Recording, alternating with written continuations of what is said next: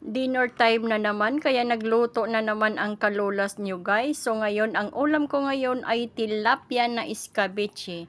So bago sa lahat ay inugasan ko maayos ang aking tilapia at pinirito ko muna yan. Medyo matigas lang siya ng kaunti guys kasi mas maganda talaga yung medyo matigas ang ating tilapia.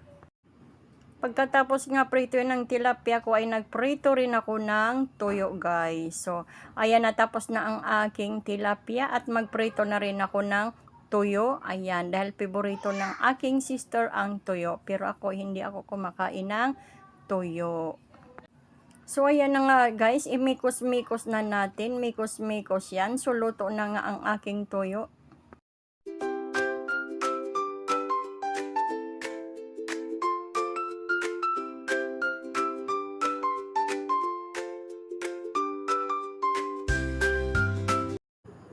Isahin muna natin ang bawang at saka kamatis. At mikos-mikos na natin yan, maglagay tayo ng siling pamaksyo. Maganda to guys ang siling pamaksyo, pangpasarap din to sa ating mga ulam.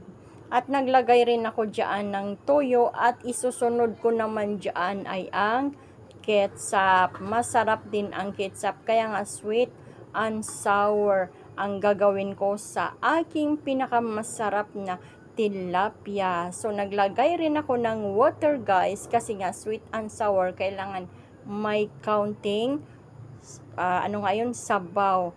Naglagay din ako ng counting suka man lang at saka asukal. At mikos-mikos na natin yan guys, mikos-mikos lang. Ilagay na rin ng ating tilapia, pero ang tilapia ko na yan ay medyo matigas ang pagkaprito ko dyan kasi para at least pag nilagay mo dyan sa may sabaw ay lalambot din yan.